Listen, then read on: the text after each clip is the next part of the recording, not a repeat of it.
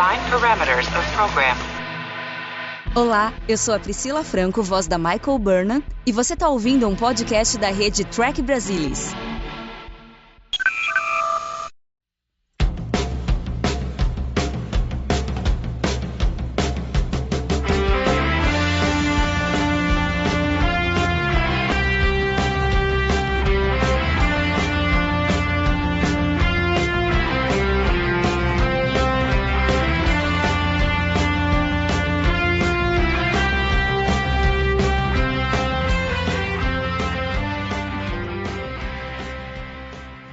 Olá, sejam bem-vindos ao Balde do Odo, o podcast da rede do Trek Brasilis para falar sobre Deep Space Nine, a melhor série de Jornada nas Estrelas. E hoje nós vamos falar sobre o 5º episódio da 4ª temporada, Rejoined, o famoso episódio do beijo da Dax. E hoje, para falar sobre esse episódio, estão aqui comigo Luiz Castanheira. Olá, Luiz. Olá, gente. Sempre bom estar aqui. E Fernando Odo Rodrigues. Olá, Fer. Olá, gente. E nas palavras imortais de Tim Maia, paixão antiga sempre mexe com a gente. Com certeza. Um aviso, antes da gente começar a falar desse episódio, a gente tem que colocá-lo no ambiente que ele estava, 1995. Porque se a gente for analisá-lo pensando no que a gente tem hoje, aí vai ficar meio esquisito. E vocês vão entender bem conforme a gente for discutindo sobre o episódio. Esse é um dos episódios, se não o mais controverso da história de Deep Space Nine, porque ele tem o primeiro beijo entre duas mulheres em Jornada nas Estrelas. Não que Jornada nas Estrelas não seja um seriado à sua frente, porque a gente tem lá na série clássica o famoso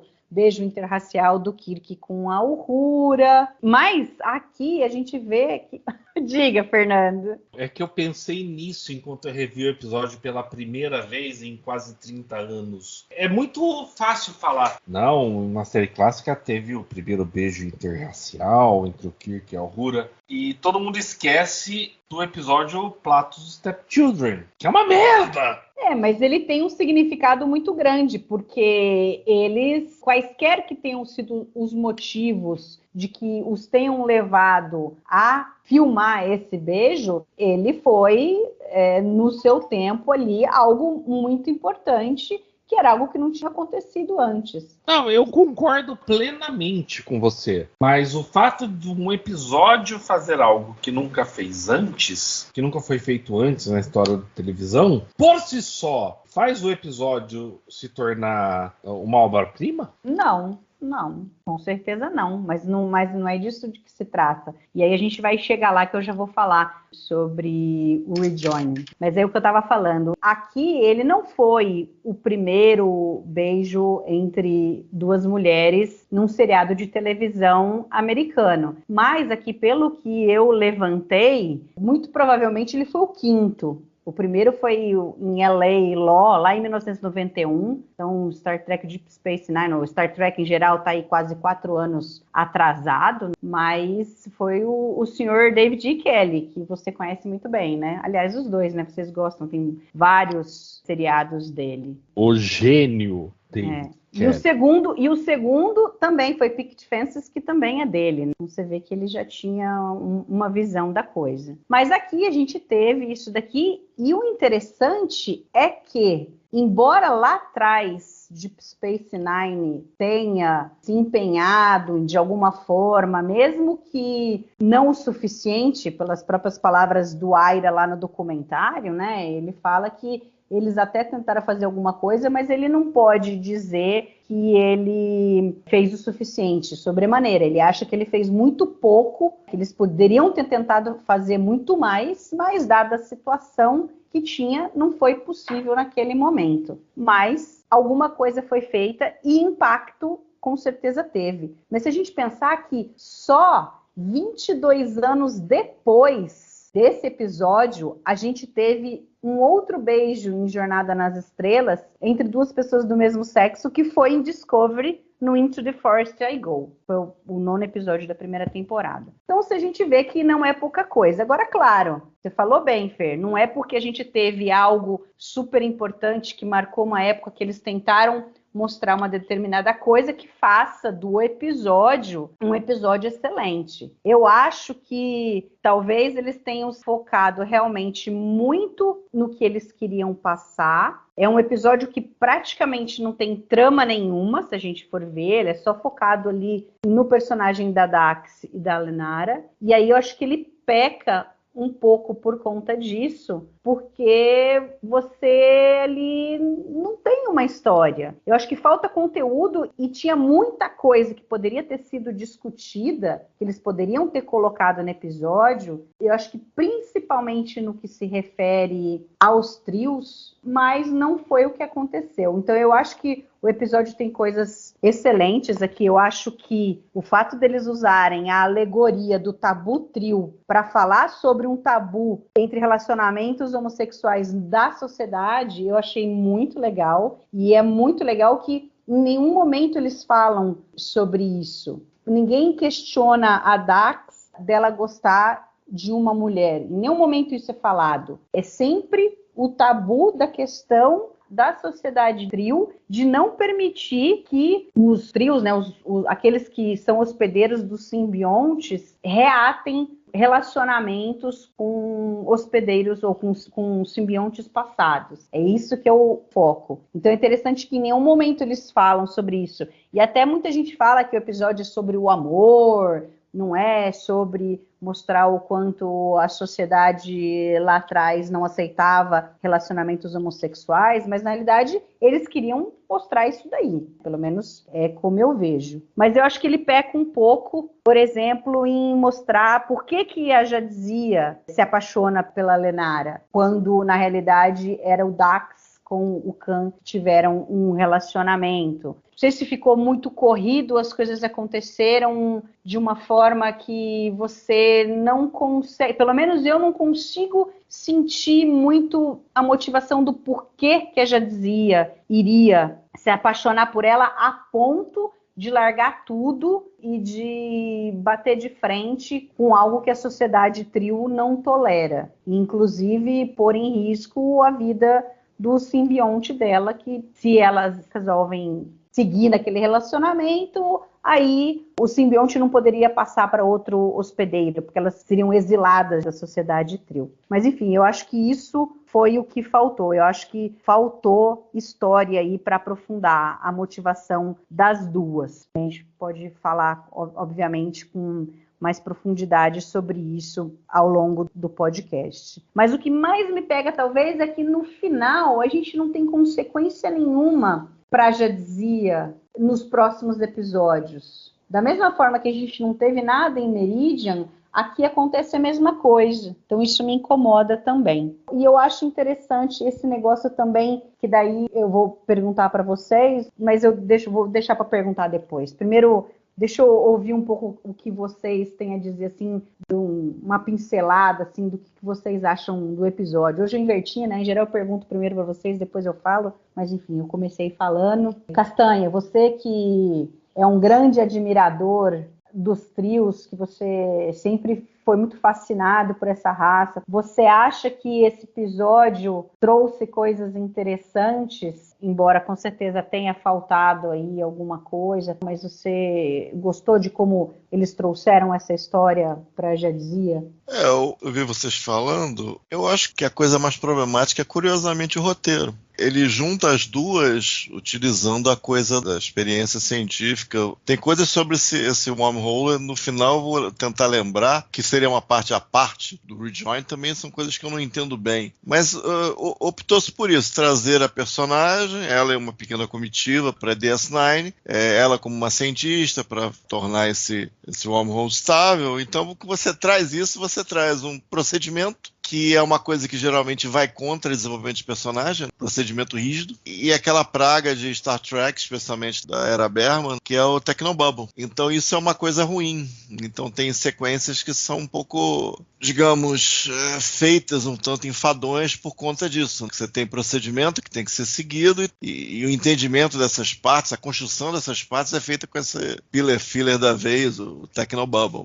Tá? Então isso é uma coisa ruim. Posto isso, né, que seria em DS9, teria a base científica para trazer a personagem da Lenara Khan. Eles não conseguiram startar o episódio de uma maneira esperta. Ele parece ter falsos começos. O Cisco chega e fala, aí depois, você conhece a mulher. Aí depois tem a cena longa do Bashir e da Kira falando. Aí depois outra tem a cena do Quark relembrando os hospedeiros anteriores. Então são coisas muito expositivas, eu acho que não muito espertas de apresentar a situação. Dax's first host was named Leela, right?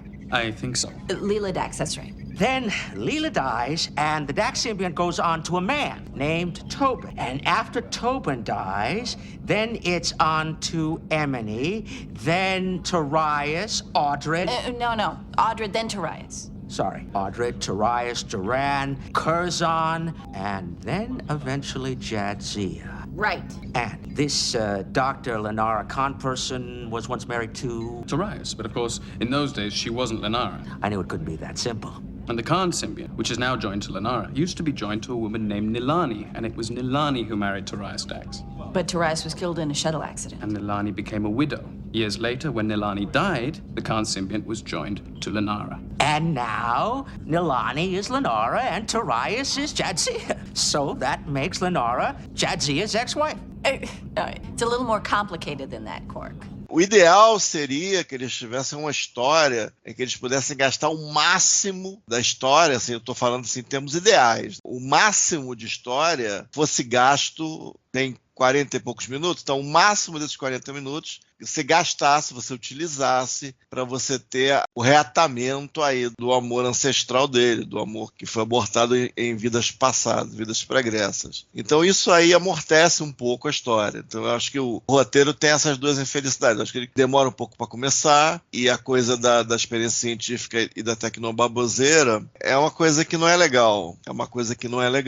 Mas, tirando o roteiro, que eu culpo o roteiro por causa disso, o episódio teria que ser filmado dessa forma, já que o roteiro assim o prescreveu. Eu gosto de várias cenas, de modo geral, eu acho a direção interessante. Eu acho que a Susan Thompson é uma ótima atriz convidada aqui. Só a presença dela, ela é tão bonita, ela é tão carismática, que ela faz boa parte do levantamento de peso para você supor que alguém poderia se apaixonar por ela em tão pouco tempo. E em algumas cenas, por exemplo, na cena do jantar, após o Bashir se retirar, o Avery Brooks vai em cima dela, assim, plano bem fechado em cima dela, ela vai falando.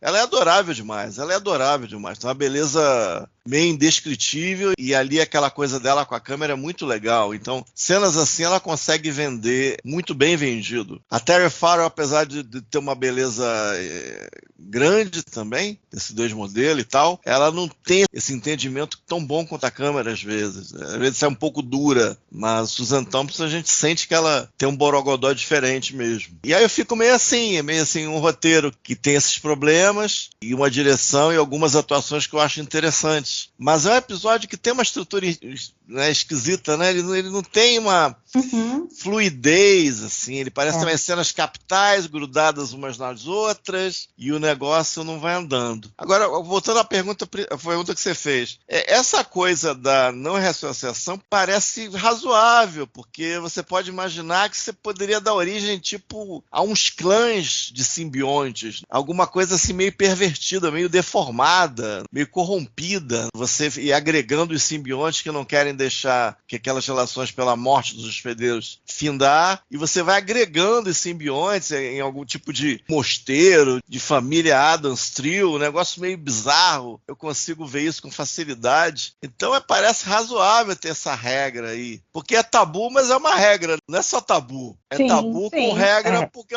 se vocês fizerem isso aí, vocês estão ferrados. Vocês não podem mais voltar. Então não é mais do que um tabu, na realidade. Aí você tem isso. E tem a coisa que eu acho que é bem feita, ou seja, eu concordo que a coisa dessa retomada de relacionamentos é ruim, levaria a uma coisa bizarra, até porque são poucos, relativamente poucos simbiontes, e levaria a situações bizarras muito rapidamente, em poucas gerações, provavelmente. E eu acho legal, ele chama de tabu, que não é tabu, e ele faz essa superposição com uma coisa que à época ainda era bem mais difícil do que é hoje, em determinados lugares ainda é difícil. Nos Estados Unidos, nas costas, provavelmente hoje já não seja nada demais. No centro ali, provavelmente ainda é problemático. Países do Oriente Médio, problemático ainda. Né? Depende de onde você está no planeta Terra. Mas nos Estados Unidos, nas costas, eu acho que já não é um problema menor. Se é que é um problema hoje em dia, esse tipo de relacionamento. Mas já se foram mais de 30 anos. Então, o que foi feito? É superposto. Tem essa coisa, tem a coisa trio, tem esse tabu, aí rola o beijo, que não existe pensar dentro daquele universo ficcional, e sendo um tabu, aí você faz a ponte para quem está assistindo como espectador. Ah, tá,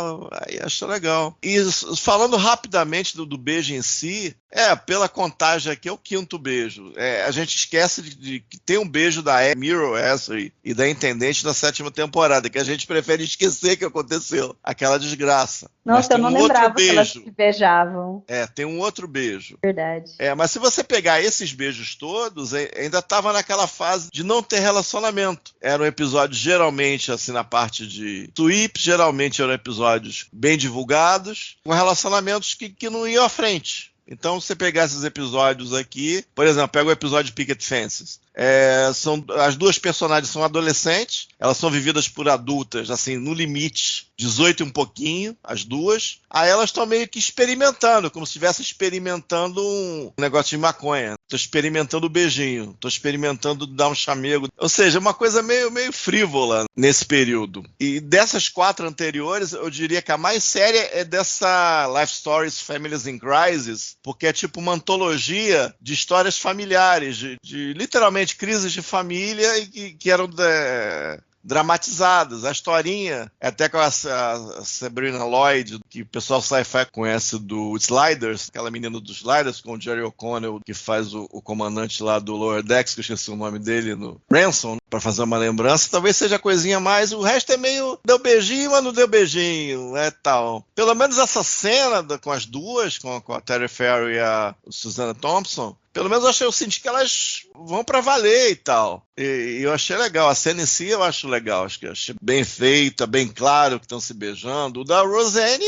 é beijo por cima do ombro. Você não vê nada. É tão ruim ou pior do que o beijo do Shatner e da Nichelle Nichols. Entendeu? É um beijo que não é beijo. Então, pelo menos aqui a gente sente o negócio acontecer.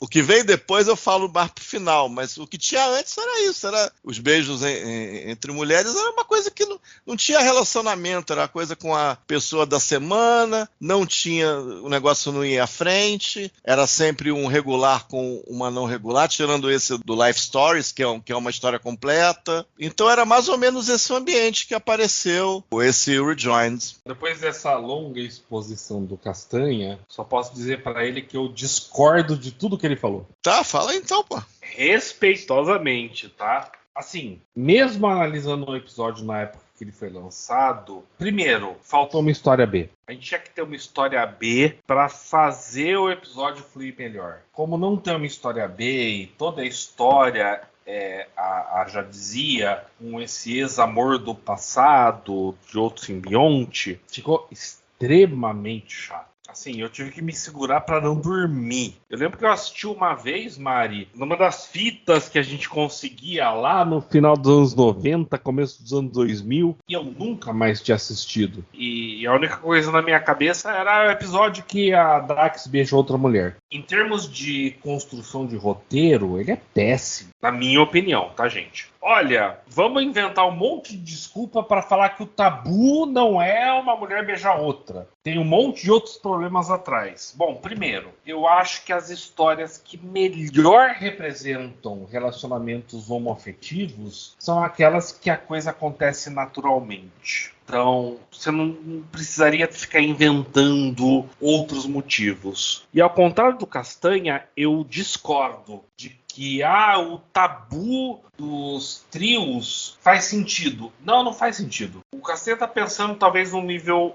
acima do meu, mas eu penso o seguinte: se esse episódio mostra que havia uma conexão tão forte entre essas duas pessoas que afetou o simbionte, e diga-se de passagem, uma dessas pessoas morreu tragicamente, aí vamos lá. Eu vivi essa experiência com uma pessoa a minha vida inteira e agora eu vou seguir em frente, estou em outro host, outra vida. E existe essa história não acabou. E isso pode acontecer com qualquer simbionte, porque aquela história não foi terminada. E a Mari tá certíssima em falar. Aí teve esse episódio e depois não teve mais nada. Não tem consequência nenhuma para Dax, para série, para nada. Então eu acho o seguinte, é um episódio extremamente bem intencionado no que ele quer fazer, mas extremamente falho na execução, e eu ponho essa conta no roteiro, não na direção. Eu vi coisas muito legais feitas pelo Avery Brooks na direção desse episódio. Eu vi coisas muito legais nas atuações, mas o roteiro não ajuda. Bom, vamos lá, agora eu vou discordar do Fernando. Vamos fazer um ciclo, né? Que daí depois o Castanha discorda de mim. Tá bom. Por favor, Castanha. Peraí. A Mari discordar de mim é a história da minha vida. Brincadeira. Não, foram poucos episódios que a gente discordou, assim. Eu acho que você tem razão quando você diz que uma história é melhor contada quando ela soa natural. Isso é verdade. Mas isso não era possível em 1995. Então eu acho que eles utilizaram a ficção científica de uma maneira muito feliz para mostrar uma situação da sociedade. Então, quer dizer, era naquela época, ainda hoje é. Não vamos dizer que é tudo, que as pessoas são todas desprovidas de preconceito, porque infelizmente não são. É só a gente ver, mesmo dentro do fandom de Jornada nas Estrelas, é só a gente ver as barbaridades que a gente ouve de fã contra Discovery, dizendo que é lacração, que é ridículo ficar colocando pessoas homossexuais para fazer papéis de homossexuais na série. E ali em Discovery você vê que eles estão fazendo tudo de forma natural. É uma coisa natural, ninguém questiona, não é uma coisa questionada. Mesmo a menina lá, nossa, agora me esqueci do nome, que é não binária, é tudo natural colocado dentro do episódio. Mas as pessoas continuam não aceitando, uma parte das pessoas, não todas. Mas eu acho que hoje é muito melhor do que era em 95. Então eu acho que essa história de usar essa alegoria do tabu trio para falar sobre um tabu real da sociedade na época, eu acho muito interessante, porque a ficção científica é falar sobre questões da sociedade através de alegorias. É colocar essa ambiguidade, acho que proposital da ficção científica, que você está falando sobre o futuro, mas você também está falando sobre o presente. Então, nisso, eu acho que eles foram muito felizes, na maneira como eles apresentaram isso daí. Isso eu gostei. E aí tem por exemplo, tem uma fala do Bashir, quando ele está conversando com a Kira, realmente aquela cena, o Castanha tem razão, aquela é muito expositiva, da Kira, do Bashir e do Quark. Eu achei péssimo aquilo ali. Acho que eles tinham que ter encontrado outra maneira de colocar algumas informações. Eu acho que ficou bem esquisito. Aquilo ali não sei se eu gosto daquilo ali. Regra básica de uma mídia audiovisual. Mostre e não conte.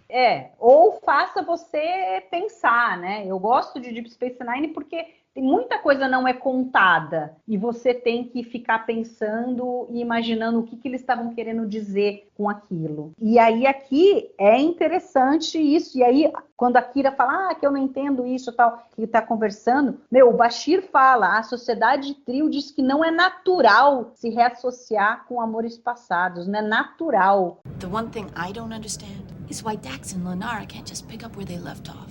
I mean, If they're still in love with each other. Ah, now there's the rub. Even if they do harbor feelings for each other, it's strictly against the rules of Trill society for them to acknowledge it in any way. Rules? Well, it's more of a taboo, really. Having a relationship with a lover from a past life is called a reassociation. And the Trill feel very strongly that it's unnatural. Unnatural? How can it be unnatural for a married couple to resume their marriage? Então, é bem forte ali quando ele fala isso. Uhum. E é muito interessante, porque é proposital, porque aí, até depois eu vou perguntar para vocês o que vocês acham, porque realmente parece um pouco meio absurdo esse tabu Trill. A gente até pode achar coisas interessantes, eu acho que ele não foi muito bem desenvolvido, eu acho que teria que ter mais discussões para a gente tentar entender por que isso é um tabu na sociedade Trill. E aí talvez a gente nem precisasse de uma história B, eu acho que a gente poderia ter discutido sobre essas coisas, entendeu? Entre a Lenara e o irmão, ou o outro carinha lá, ou acho que é Pran, ou mesmo a Dax poderia, por exemplo, estar conversando com a Kira ou com o Cisco. Eu acho que teria ocupado o espaço do episódio e teria sido muito bem utilizado. Mas eu não sei se talvez não tenha sido de propósito esse tabu Trill ser meio absurdo. Porque é um absurdo você pensar que a sociedade acha que o amor só é certo, o casal só é certo se for entre um homem e uma mulher. Entendeu? Então eu fico pensando se talvez não tenha sido proposital. Não sei se eles chegaram a esse tipo de refinamento de pensar isso daí. Não, por analogia, né? Que o tabu é fazer a reassociação. Não, porque sim, é um tabu aqui, um tabu ali, mas eu não sei se o tabu escolhido, o motivo que eles escolheram do porquê elas não podem ficar juntas, talvez não tenha sido realmente meio ilógico de propósito, entendeu? Para as pessoas se sentirem incomodadas. Pô, mas por que duas pessoas trios não podem ficar juntas? É que eu acho que é deformar todo o processo de simbiose. Eles iam formar um clube.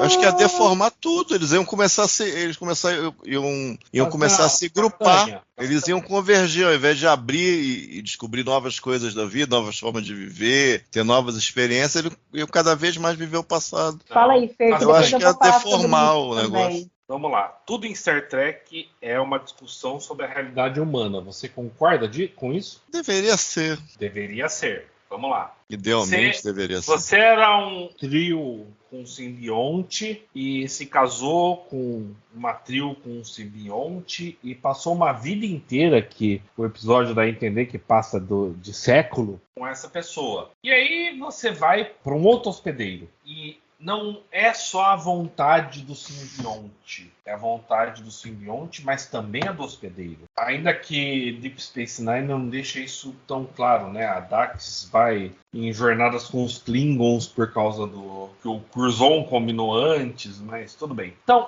se é isso, vamos parar para pensar. O que o simbionte deveria pensar? Não fica claro isso. O sentimento é do hospedeiro ou do simbionte? O simbionte é incapaz de ter sentimentos? Ou é só o simbionte? Ou é só o hospedeiro? Então, eu vejo da seguinte forma. Você teve toda uma jornada com uma pessoa de começo, meio e fim. E começo, meio e fim no sentido de fizemos essa jornada da juventude até a nossa velhice. E agora que eu estou em outro hospedeiro, eu vou explorar outras possibilidades. Isso me parece algo muito humano. E, para mim, esse é o único ponto que o episódio, que o roteiro do episódio justifica a relação das duas. Que é o quê? Ele morreu antes. Ele morreu muito antes. E o episódio faz questão de destacar que ela ficou viúva. Sim. Ela viveu um tempo sem ele. Um longo tempo, porque se você olhar a lista de hospedeiros de Dax e a lista de hospedeiros de Kans, a do Dax tem mais uns 4.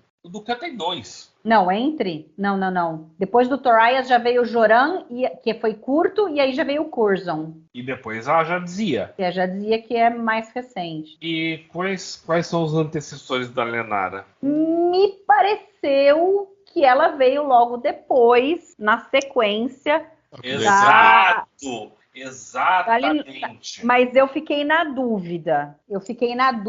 Se era isso mesmo. Eu fiquei na dúvida também, porque o episódio Danilani. não é claro. É bem confuso, até porque qual é a expectativa de vida de um trio? O Curzon tinha mais de 100 anos. O Curzon, mas ele era uma anomalia, ele era o padrão, não sabemos. Mas pensando que o pessoal vive mais de 100 anos também, isso acho que seria normal, assim, ter uma vida longa, né? Tudo bem. Por isso que eu falo, esse é o ponto que justifica para mim o relacionamento deles inteiro. Do lado da Lenara. Sim, e da Dax você tem uma culpa, que ela fala no episódio, que ele não devia ter entrado naquela nave, ela não estava pronta, tal. Então junta alguém que perdeu alguém muito cedo com alguém que tem as memórias e sabe que fez uma besteira. E aí eu fico me perguntando, é muito raso só falar, olha, os simbiontes não podem, os hospedeiros simbiontes não podem se juntar de novo com alguém porque vão formar um clube. Desculpa, Castanha, tô te sacaneando. Porque cada caso é um caso. Eu até entendo que exista um tabu, mas cada caso é um caso. É por isso que eu acho que talvez eles tenham mesmo realmente feito uma coisa mais fraca para chamar a atenção das pessoas, para ver como tabus muitas vezes são coisas absurdas, entendeu? Ou seja, a sociedade impõe, né, uma coisa imposta na sociedade e que muitas vezes não faz sentido. Então, para você refletir, talvez os tabus que você saiba que tem na sua sociedade ao seu redor, para ver se, de repente, se eles também não são absurdos. Ou seja, acho que era essa a intenção. Exato, Mari. Ou seja, não é episódio de mostrar, olha, duas mulheres que se amam é normal. É algo maior que isso.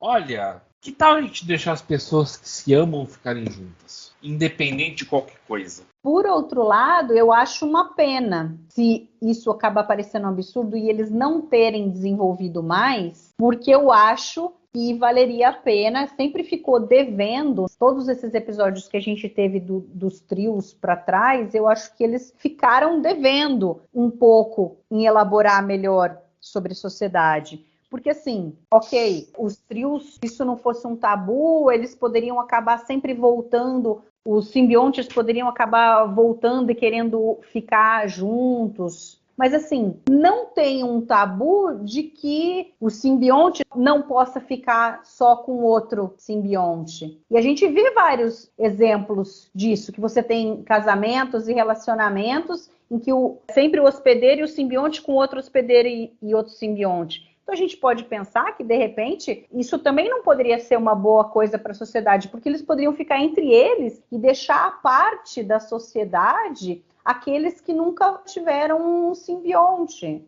Então, eu não vejo, assim, é um passo além, ok. Mas, por outro lado, por exemplo, a própria Deep Space Nine demonstrou que não é obrigatório, não é só porque dois simbiontes lá atrás ficaram juntos, que quando eles tiveram outras vidas, outros hospedeiros, eles gostariam de ficar junto. E aí a gente tem aqui mesmo, porque quando a Jadzia morre e ela deixa o Worf viúvo e vem a Ezri percebe que não gosta dele, que não quer ficar com ele. E foi um grande amor ali, né? A Jadzia era totalmente apaixonada pelo Worf. E não só a Ezri não quis ficar com o Worf, como ela ficou com o Bashir, que foi rejeitado pela Jadzia. Então, eu acho que a sociedade trio meio que se... Assim, poderiam haver situações em que em um momento dois simbiontes se reencontrariam em outros hospedeiros e reviveriam um amor e tal.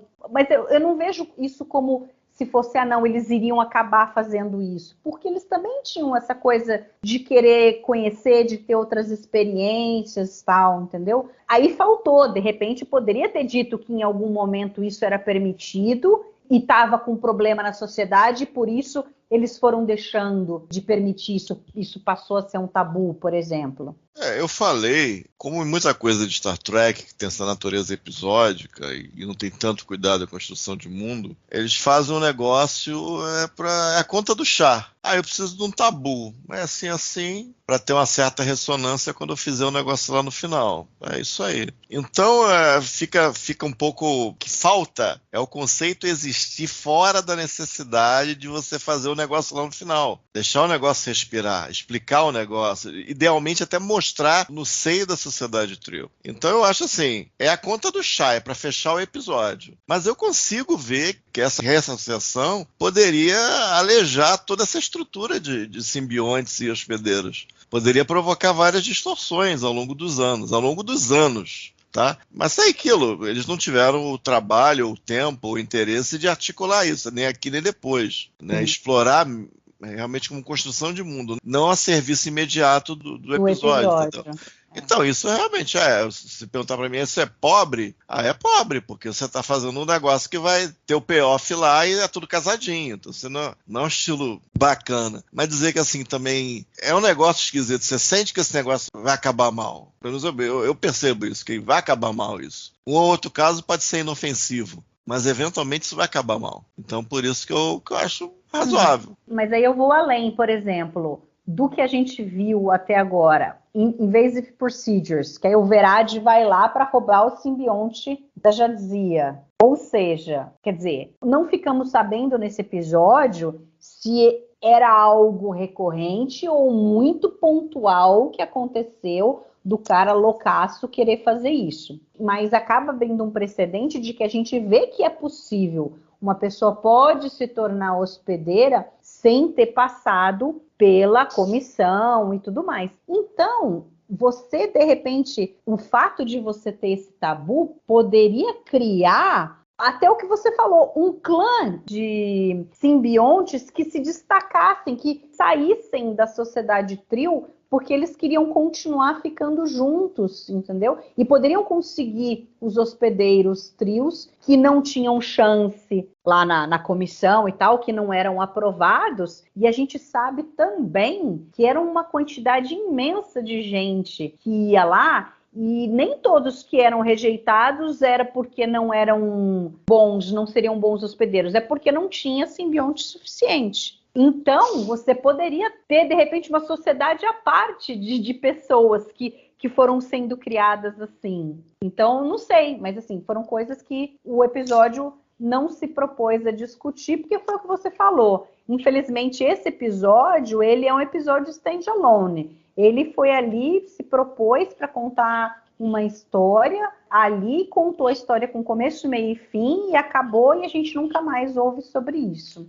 Se você pegasse talvez cada episódio de Trio, mesmo sendo bem intencionados, aí o René tentou escrever vários aí desde que ele entrou na série, você percebe que tem a característica Trio, mas é muito guiada para aquele episódio em questão. A gente não conhece muito da sociedade Trio como um todo, né? Essa coisa não ganha um espaço devido na série para a gente mergulhar mesmo na sociedade Trio, e daí já dizia atuar como um microcosmo disso tudo. É um pouco frustrante, sendo bem sincero, é um pouco frustrante. Eu sempre achei interessante os trios, hoje eu vejo menos como essa coisa LGBT, se quiser incluir nesse meio, e mais com a coisa de reencarnação, de espiritualidade. Mas, de toda maneira, eu sempre achei uma raça, um combo aí fascinante, mas bastante frustrante de acompanhar. Que as histórias sempre, até as coisas legais, mas a gente não via a coisa chegar até a plenitude do potencial sendo aproveitado, né? Então, é um pouco frustrante, assim como a atriz, aqui a Terry Farrell, sempre, pelo menos para mim, foi sempre frustrante nas suas atuações. Não que a concepção da coisa toda também não deixasse a desejar, que a gente vê que deixa. Eu vou falar uma coisa que vocês podem jogar pedras em mim agora, porque não é algo que foi mostrado em Deep Space Nine, é algo que foi mostrado em Discovery. E em Discovery a gente tem um simbionte trio se juntando com um ser humano. Aí, para pensar, se elas se juntarem de novo, elas vão ficar fora e não ter outro hospedeiro e tal. Será que isso é realmente algo que a sociedade Trio, e particularmente os cientistas Trio, realmente acreditavam? Ou era algo que estava sendo enganado porque tinha poucos simbiontes? Porque eu acho que o ponto aqui sempre teve pouco simbionte para muito trio. Esse é o ponto. E aí imagina se você abre para humanos, para outras raças. Eu ia também, falar isso. né? Se você abre para galáxia, fudeu, né? Desculpa. Só não sabem Discovery se aquilo ali foi algo pontual, tipo, deu sorte, 1 em 1 milhão, Eu do não humano acho. ali acabar Eu não conseguindo receber o simbionte, né? Eu não Pode ser acho. Eu acho assim, que... tem uma incompatibilidade. Não, eu acho que havia uma necessidade, sim, o hospedeiro estava morrendo, mas o simbionte deu um jeito. Eu coloco isso na conta do simbionte. Não, então, mas pode ser que... Ai, eu esqueci o nome da personagem, gente. A Dira. A Dira. A Dira era humana. Será que a Dira tinha alguma coisa no metabolismo dela e tudo que ficou melhor para o hospedeiro poder se juntar? Ela tinha o poder da caneta do roteiro? Exatamente. No máximo, porque, vamos lá, se a gente está falando de fisiologia, Mari, fisiologicamente eu sou 90% igual a você. Não, sim, mas e o quanto os humanos são iguais aos trios? Mas não importa o quanto os humanos são iguais aos trios. Houve uma simbiose de um simbionte com um humano. E talvez... Aí, de novo, vocês podem me jogar as pedras. Porque a gente está falando de Discovery, século XXI, muito depois de Deep Space Nine. Mas talvez fosse algo que a sociedade Trio soubesse, mas controlasse. No século 31, você quer dizer? Eu falei séculos. Não, agora, você fala por 21. outro lado... Ah, não, eu falei 21, a gente 31. assistindo agora. Não, eu falei 21, a gente assistindo agora, Castanha. Por outro lado, muito embora teve um retcon fenomenal dos trios, do que a gente viu no episódio da nova geração The Host, que é o 23º da 4ª temporada, lá os trios tinham outra aparência, o simbionte tomava conta do hospedeiro e era ele, o hospedeiro pitava bolhufas e tal, mas lá, lembra, eles colocam no Hiker, mas tem rejeição. Ele não consegue ficar muito. Então pode quem consegue ficar com o Hiker? Pode ser que os trios tenham, né? É uma afinidade maior que tenha dos simbiontes com os trios, em que seja uma ligação melhor. E aí, com os humanos, é loteria. Pode ser que dê certo, pode ser que tenha rejeição, entendeu? Pode ser que a rejeição seja maior com outras raças do que com os trios. Mas isso nunca foi falado, isso aqui é um chute. Não, eu concordo, mas vamos olhar só o que fala sobre os trios em Deep Space Nine. Tem pouco simbionte e um monte de trio que quer. Uhum. Então você cria toda uma estrutura para filtrar os trios que vão receber os simbiontes. E parte dessa estrutura não, você não vai ficar... O simbionte não vai ficar com alguém que talvez vá atrás dessa pessoa amada. Porque, qual é o nome do host que morreu? É o Toraias, Mari? É o Toraias. É o Toraias. Olha, ele morreu, ele tinha um amor fabuloso por quem mesmo? Era a Milani. Milani. E ele se juntou de novo. Era um amor gigantesco que foi cortado na raiz. Por que ele não foi atrás? Ah, não, tem uma regra aqui que diz que não pode. Será que só o Curzon era contra regras? Isso é estranho. Não, eu acho que todos... É algo que foi ensinado pela sociedade desde sempre. As crianças crescem sabendo que isso é um tabu. Todo mundo que vai lá, passa pela seleção... deve ter toda a conversa e tudo sobre isso e outras trocentas coisas, de como que vai ser a vida de um trio quando ele se juntar a um simbionte. But I want you to think about what will happen if you pursue this. If you're exiled from Trill, there will be no further hosts for your symbiont when Jadzia dies. Dax dies. That goes against everything you were taught during your initiate training. You've told me again and again that each host is only a link in a chain, and that the life of the symbiote, no matter what happens, must go on. I know that, and I believe in that. Mas, Mari, a gente pode também educar uma sociedade inteira dizendo que meninos usam azul e meninas usam rosa. Exatamente. Isso não quer dizer que uma parcela da população vai contra isso. Sim, mas é por isso que o episódio falta nesse sentido. Vocês estão me fazendo aumentar minha nota no episódio, PQP. O episódio é bom. Ele oferece muita coisa para ser contada. Eu acho que isso que você falou é muito interessante. O fato da Nilani ter vivido...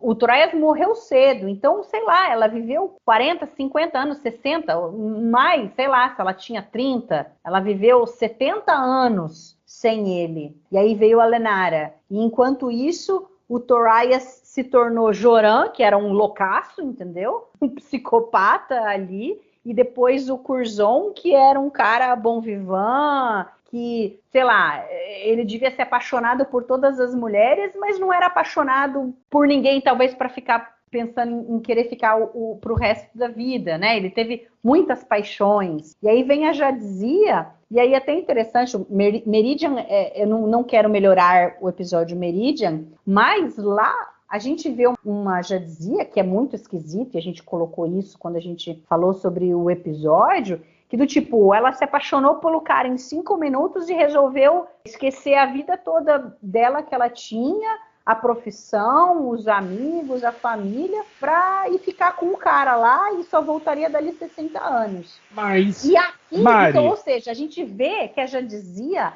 ela tem essa coisa do momento, uma coisa meio adolescente, de você, de repente, se apaixonar, tal. E aí, aqui, a gente vê essa mesma coisa, que ela, a hora que ela vê a Lenara, ela lembra de todos os sentimentos que o Tobias tinha pela Khan, né? Não era pela Lenara, mas era pela hospedeira anterior. E aquilo ali meio que aflorou, o fato de ser proibido. A gente sabe que a Jadzia, ela já mostrou que influências da vida dos hospedeiros passados dela, principalmente do Curzon, fizeram ela tomar decisões. Lá em Dax, ela não quer se defender por conta da mulher lá, que o Curzon tinha tido um caso e ela não queria expor a mulher. Depois, em Blood Oath, ela manteve o pacto de sangue que ela tinha feito com os Klingons, quer dizer, que o Curzon tinha feito com os Klingons, porque ela achava que ela tinha que manter aquilo ali. Então você vê que ela não tem muito, assim, uma coisa de um problema de sacrificar o simbionte dela, ao contrário do que é falado nesse episódio, de que a coisa principal do hospedeiro é que o simbionte sempre tem que vir em primeiro lugar, e por isso que tem essa regra, esse tabu e tal. Mas você vê que a Jadzia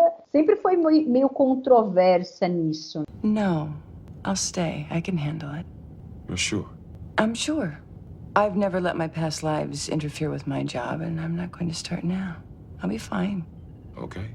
Então, eu acho que, de certa forma, é interessante isso daí da Jadzia, mas para mim faltou um pouquinho mais, assim, para mostrar dela realmente a ponto de querer se entregar nesse relacionamento, apesar das consequências, entendeu? Quer dizer, ela colocou ali, eu adoro aquela cena, quando ela fala para Lenara que o Tobias se sentia culpado, que na realidade ela não tinha exagerado. Nilani wasn't panicking the day before Tobias died.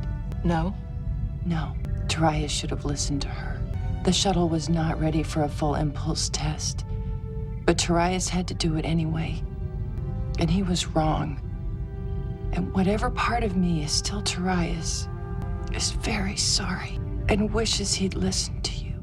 Então, quer dizer, será que ela queria dar uma chance por esse amor que eles não puderam viver, foi cortado assim. Então fica essa coisa assim que eu gostaria de ter visto um pouco mais da coisa se desenvolver. Não sei o que você acha. É uma Castanha. voz depois do túmulo, né? É uma voz além do túmulo aí. É interessante, até meio arrepiante, né? Ela dá essa informação pra Khan lá, esqueci o nome do primeiro nome dela. Lenara Khan. Eu acho interessante ela fazer isso. É que você pode, sob uma perspectiva de uma série mais moderna, você pode colocar isso na conta de um defeito da personagem. Na série mais antiga, a gente coloca essas inconsistências como defeito, a gente às vezes eu tenho a impressão que a gente está roubando um pouco. Mas de fato, a já dizia, é extremamente impulsiva, e mesmo que ela fique repetindo como um mantra, todo iniciado tem que cuidar do simbionte, a coisa mais importante, todo iniciado,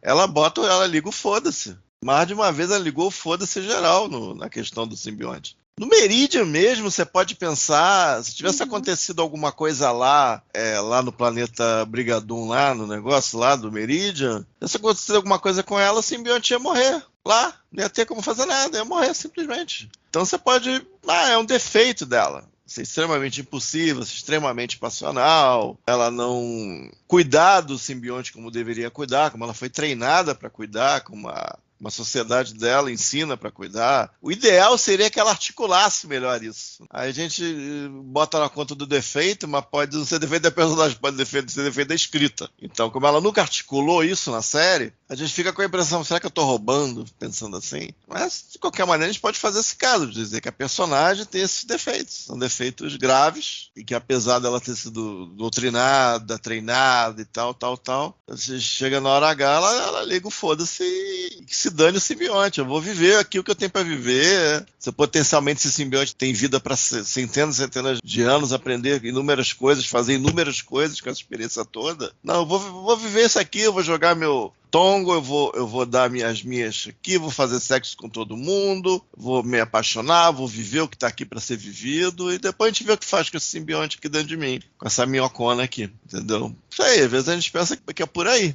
mas aí é consistente pra gente dizer que é por aí realmente, às vezes dá dúvida, né?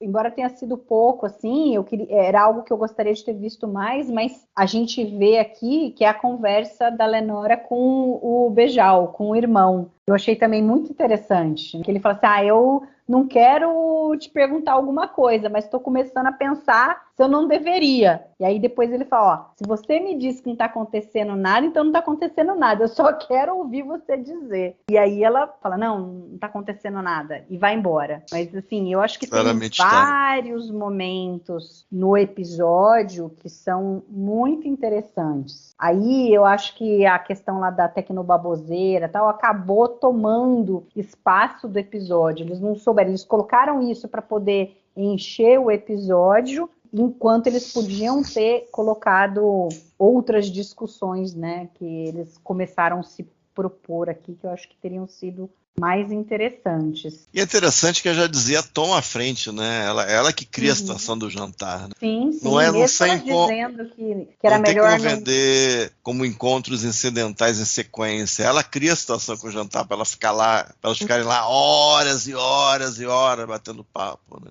Ela dá um beijinho no Júlia, tu viu? Legal. Um beijinho super amoroso, Não, isso é bonitinho.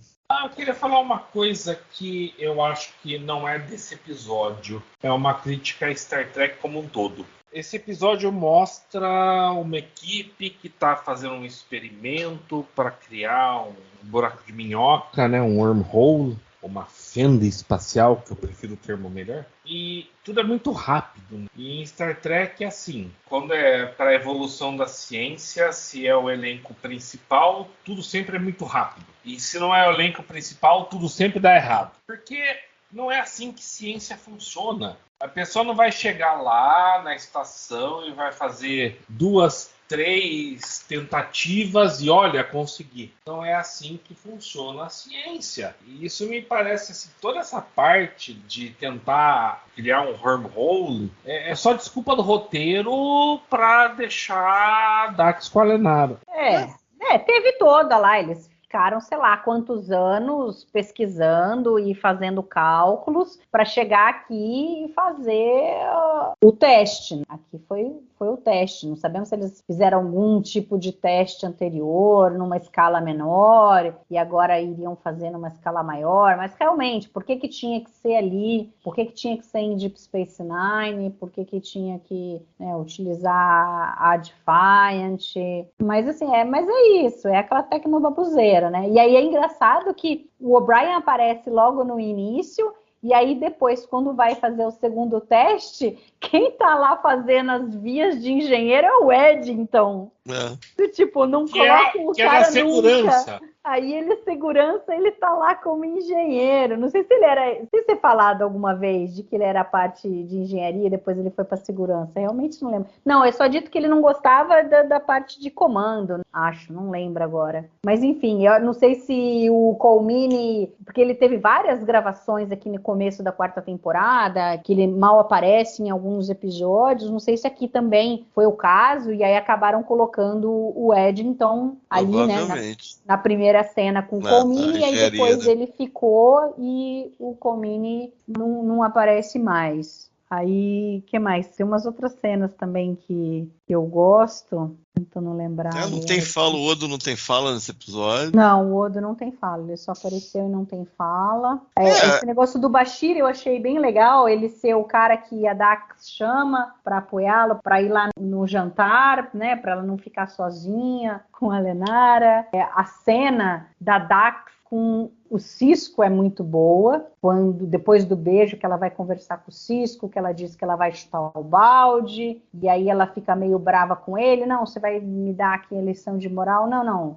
Você veio aqui me perguntar, pedir conselho pro amigo, e eu tô te dando um conselho como amigo. E aí no final ele fala, não, o que você decidir, eu te apoio. Faltou isso ele dizer, ó, só lembra daquela vez que você quis ficar com o carinha lá, no planeta, que não deu certo também. Tem certeza que você quer isso agora de novo?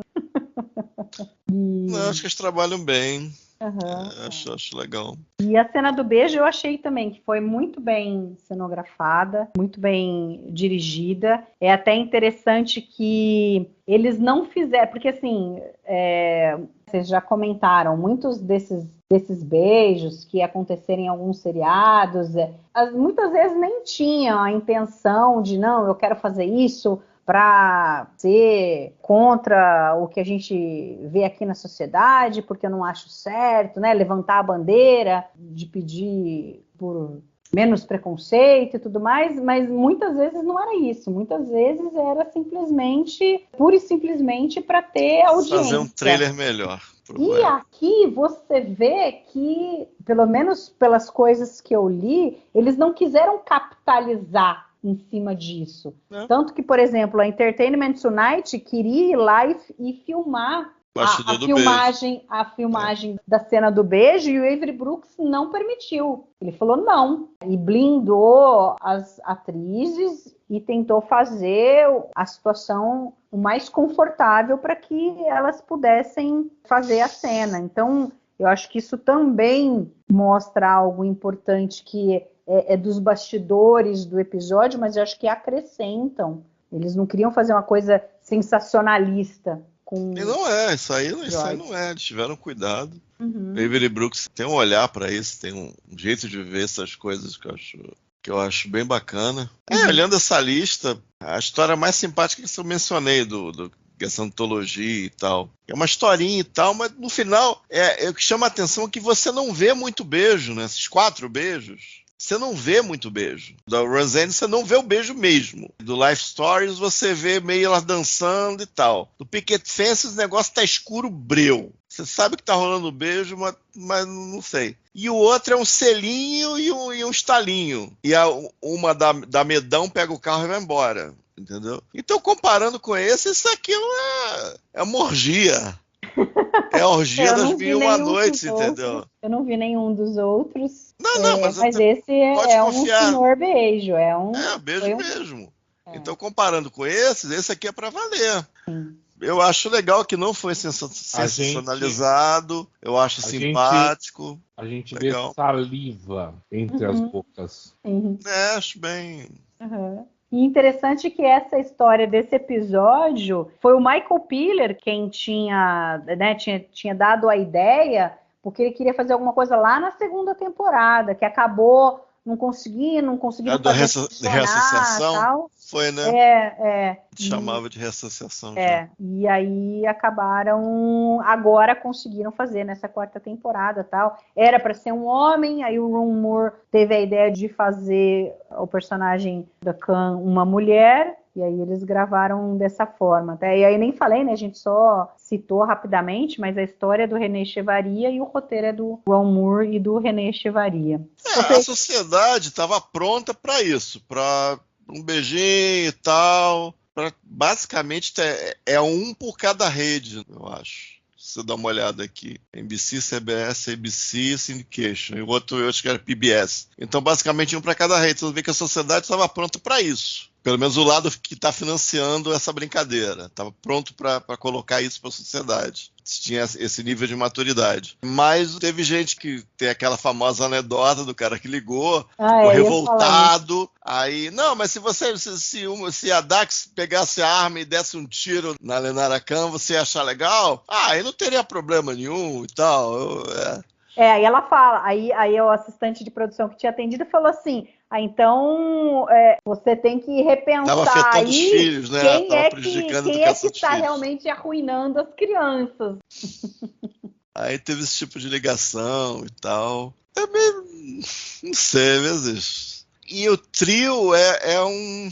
A gente não vê como eles tiraram do chapéu, porque parece uma coisa razoável que o trio se preste a esse tipo de coisa, porque é fácil pensar, se ela foi tanto homem quanto mulher, então ela foi eventualmente homem e mulher, esposo, marido, esposa e tal, ela foi pai, foi mãe, então isso daí já estava estabelecido. Então ela foi esposa como homem, ela foi marido de uma mulher que ela pode reencontrar. Então tudo isso dentro da razoabilidade. Então isso é legal. Então isso é suave, tranquilo. E a coisa tracked, que dentro do universo é tudo é cego, a gente não enxerga esse tipo de coisa, esse tipo de preconceito. Pelo menos esse não diretamente dentro do universo. Mas você pode fazer essas aproximações aí para quem está assistindo sentir mais a coisinha. E nisso eu acho que eles foram bem. Acho que pelo Avery Brooks ele tem um jeitinho para fazer esse tipo de coisa e tal. Acho que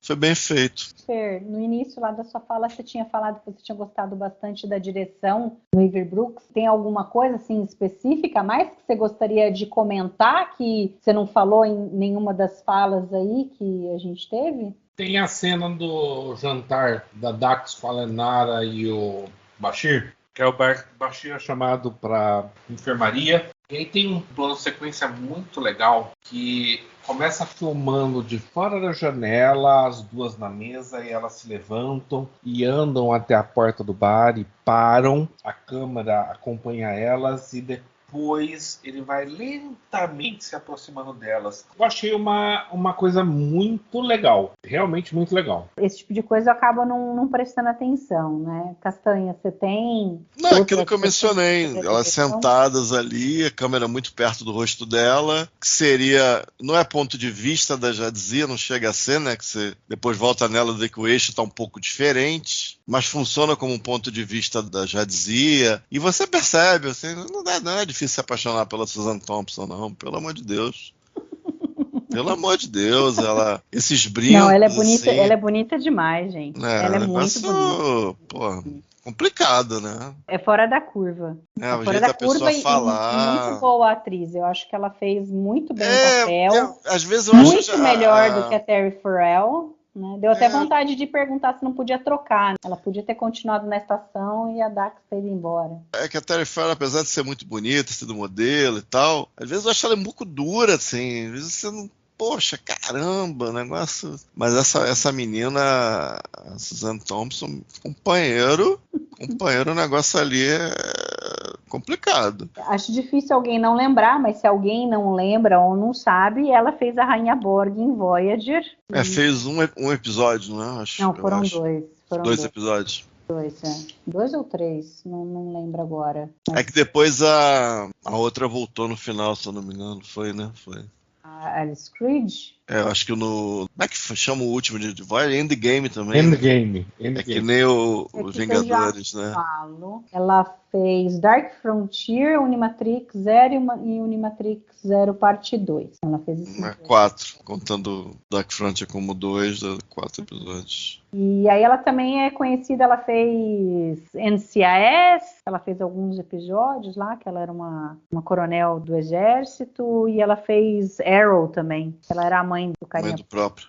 É. E o que mais, Fer, tem mais alguma coisa que você queira falar que a gente não comentou? Não, já falei tudo. Vou falar aqui as coisas que eu ia comentar. Então, a coisa dos beijos é essa. E depois desse beijo do Rejoined, se a pessoa tiver curiosidade, ela pode olhar aqui na Wikipedia. Tem beijos similares, assim, esse beijo entre mulheres que não tiveram grande consequência, assim. E às vezes você acha que é uma coisinha assim meio que para dar um foguinho, às vezes você acha que é um pouquinho mais sério. Assim, não é muito para se levar a sério. Tem vários aqui que quem tiver curiosidade. Aí eu peguei um site aqui, ele relaciona alguns fatos, mas já falando, ele chama de Queer Love Stories. Já é 2020. Então, alguns fatos interessantes. Esse episódio, o Rejoined, é de outubro de 95. Né? Então, seria o 5º beijo na TV americana entre mulheres. Aliás, eu nem procurei ver se tem algum beijo em TV britânica antes disso, ou outra televisão. Então, seria uma coisa interessante de ver. Então, primeiro casamento gay foi na Roseanne, 95, esse mesmo ano. É aquela coisa que eu estava falando, da sociedade já, o pessoal com a grana, já autorizando, já liberando. Que é claro, o roteirista queria fazer isso há mais tempo, mas aqui a coisa acontecendo mais ou menos represada e acontece tudo ao mesmo tempo, como muitas situações assim. Então, Roseanne, primeiro casamento de 2 homens, ao vivo não, no episódio. Friends, no mesmo ano, primeiro casamento de 2 mulheres, mesmo 95. Aí você tem a primeira relação de longo prazo entre 2 mulheres, que foi em Buffy, com a Willow e a Tara. Muito legal, conheço bem isso aqui. A Tara morre na 6ª temporada, e na última temporada a Willow tem a primeira cena de sexo com a Kennedy, uma postulante a Slayer lá no final da série. É a primeira cena entre 2 mulheres em prime time. Isso foi em 2002. Aí, meninos, só vou terminar isso aqui só para ter uma ideia. O primeiro beijo em rede foi, adivinhem, acreditem se quiserem, em Dawson's Creek. Tinha um personagem... Tarde pra caramba. Em Dawson's Creek. Jack deve ter sido, né? Jack McPhee. Era um personagem gay assumido. Aí aconteceu o primeiro beijo. Eu não sei se foi à frente, eu não acompanhava mais a série, mas foi com o cara da semana na época. Foi em 2000. Aí tem um relacionamento importante em Six Feet Under, que é um casal, praticamente a série inteira eles estão juntos. 2 homens. Em The Wire você tem o Omar Little, que é tipo o Big Bad da série, que é gay, é negro, gay. É meio inesperado, porque a TV tratava até então. Tem Grey's Anatomy, diversas temporadas, 2 mulheres chegaram a casar, descasar, ficaram anos juntas em prime time. Isso aí já é The Wire 2002, Grey's Anatomy 2008. E só para encerrar, Fernando, tem Modern Family, os 2 carinhas lá que fazem um casal também fizeram a partir de 2009 por anos a fio. Então, de modo geral, tem esses casais aí, entre outros, na TV. Tá? Então, esse Rejoined é nesse contexto mais inicial do beijo, para dar uma fagulhada na audiência, e desses, o de Rejoined eu acho que se salvou do apelo de maneira mais interessante. Era isso. Só uma triviazinha, que é a primeira vez que a gente vê aquele vestido de gala bajoriano da Kira, com aquele azul. Bem legal. Depois a gente vai ver em Crossfire, acho que é no próximo que ela aparece de novo e tal. E eu achei engraçada aquela conversa com o Worf.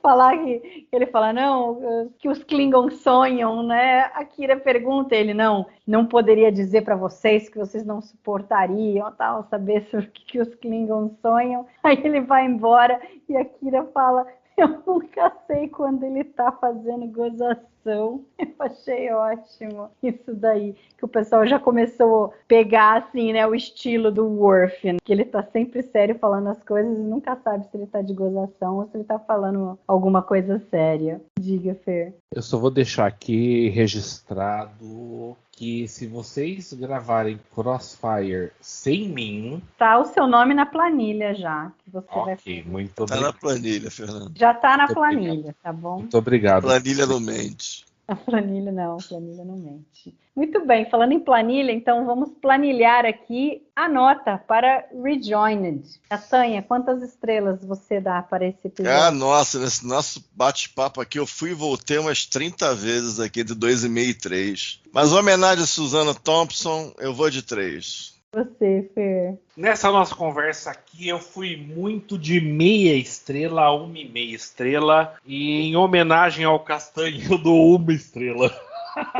Porra, caraca. Caramba, tá um Tá bom estrela. mesmo. Eu tô pensando na Susana Thompson, ele tá pensando em mim. Caraca. Ele Eu tô devia estar ferrado pensando na mesmo. Susana Thompson também. Gente, Seria amor, bom, né? Deixa eu me justificar. A gente tem que justificar o episódio pelo que ele é, não pela relevância cultural ou o que quer que seja que ele teve. É um roteiro ruim. É um roteiro muito ruim. Tem algumas coisas de direção que salvam. Mas, gente, vamos botar Rejoiner junto com Sacrifice of Angels, por exemplo? Não dá! Faz Offenders é 4 estrelas, né? Sim! Mas quando você dá 3,5 estrelas, você tá chegando perto de Sacrifice of Angels. Não, Pelo não. amor de Deus. Eu dei 3. Deu 3. Ok, Ficou mas entre ainda tá mais 2,5 perto. e 3. Não dá pra comparar assim também. Não Eu dá, sei. não tem granularidade pra Eu comparação. só tô sacaneando, mas a minha nota é 1. Eu, Ok. nem ao céu nem à terra, eu dou 2,5 estrelas. Eu acho que o episódio foi muito feliz em mostrar essa alegoria do tabu trio com o tabu de relacionamentos homossexuais. Eu acho que eles criaram aí uma história muito bonita, acho que brilhou ali. Acho que a beleza do episódio é a maneira como eles conseguiram mostrar essa história sem falar nada, fazer com que a coisa da ficção científica, fazer as pessoas pensarem no que está sendo mostrado ali e refletir sobre o que acontece na sociedade hoje. Ah, Mariana, faltou um negocinho. Diga. É que é falado na pesquisa que seria o primeiro wormhole estável. Mas tem um episódio diferente que tem um wormhole estável. Só a saída dele que se mexe. E o wormhole dos profetas é estável. Não, mas ela diz criado artificialmente. Mas eles criaram aquilo ali não... Eles criaram aquilo. Não, o wormhole dos profetas, ele apareceu na natureza ali. Ninguém criou. Quer dizer, os profetas, entre aspas, criaram, sei lá. Então, eles criaram, pô. Exato, alguém criou, portanto. Não, mas aí eu entendo ali, é criado artificialmente. A Keiko fala... Não, mas espera aí, gente. A Keiko fala isso. A Keiko fala textualmente que foi criado por eles. Isso que eu tô querendo dizer. Pelos profetas, você diz? A Keiko fala isso. Quando ela dá aula, ela fala que ele foi criado pelos profetas. Então, eu achei estranho isso. Não sabemos. Será que essas entidades criaram ou elas foram morar lá dentro? Ou elas foram criadas ali dentro, surgiram a partir dessa fenda espacial? Tá no texto da série. O que é canônico. Tá no The Heads of the Prophets. O canônico é que aparece em tela, Mari. E deixa eu falar só uma coisa. Isso eu achei estranho. Se eu dei 1 e o Castanha deu 3, nem tanto ao céu, nem tanto à terra, seriam 2. Tô pentelhando. Eu pensei até em dar 3, mas aí eu comecei a olhar aqui os episódios que eu tinha dado 3, aí eu achei que ia ser demais, porque realmente ele tem umas falhas do episódio, eu acho que faltou conteúdo ali, eles acabaram... Mas assim, numa segunda assistida que eu assisti hoje, eu acho que algumas coisas assim, eles tentam fazer, tem uma coisa crescente das duas se vendo, daquela conversa meio esquisita, e aí eu acho que a hora que a Jadzia diz para Lenara, falando do Torias, que ela não tinha se desesperado à toa, aí acho que a Lenara meio que quebrou ela ali, entendeu? Ela estava até que meio levando na brincadeira um negócio, mas aí a hora que ela ouviu isso, ela acabou meio que se desestabilizando, não imaginava que ela fosse sentir de novo, né, o amor que tinha e tal. E até interessante uma coisa, até esqueci de comentar, o quanto talvez o hospedeiro, através do simbionte, sinta o outro simbionte, porque a gente sabe que os simbiontes se comunicam ali meio que por aquelas, Wi-Fi. Por Wi-Fi, por Bluetooth. Então a gente não sabe. Então, porque do tipo, Bluetooth orgânico.